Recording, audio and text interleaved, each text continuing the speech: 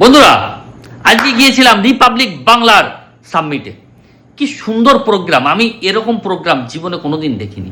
সেই প্রোগ্রামে দেখতে পারলাম একজন অবাঙালি হয়ে অর্ণব গোস্বামী সে কিভাবে রিপাবলিক বাংলাকে পশ্চিম বাংলায় দাঁড় করিয়েছিল ওই তৃণমূলের রক্ত চক্ষুকে উপেক্ষা করে।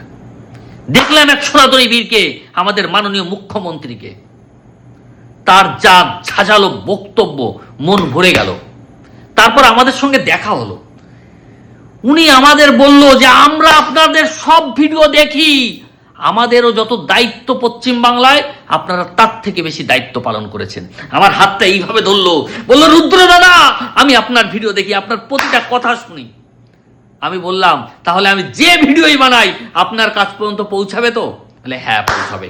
আরো একটা কথা জোর গলায় বলল যে 10টা মাস আমাদের সময় দেন, একটা অবজেকশন থাকবে না, কোন সনাতনীর মা বোনের চোখে জল আসবে না, কোন সনাতনী বাই কোনো অবজ্ঞার শিকার হবে না। এই কথা একজন সনাতনী হয়ে একজন সনাতনী বীরকে বলা, এইভাবে হাতটা ধরে বললে বুক মানে ছাতি 56 ইঞ্চি হয়ে গেছিল। বন্ধুরা, কে ছিল না? আমাদের চিত্র নায়ক প্রসেনজিৎ দা, বোম্বাদা, কি চেহারা ভাই, আপেলের মতন চেহারা, আপেলের।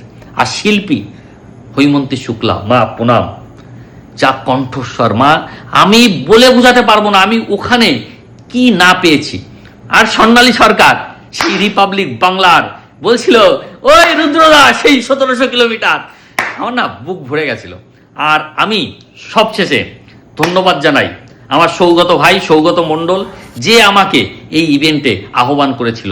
ইন্দ্র ভাই, সাহেব ভাই, সবাই, মানে সুদীপ্ত ভাই, সবাইকে আমার অসংখ্য ধন্যবাদ, অসংখ্য ধন্যবাদ এরকম একটা প্ল্যাটফর্মে আমাকে সুযোগ দেওয়ার জন্য।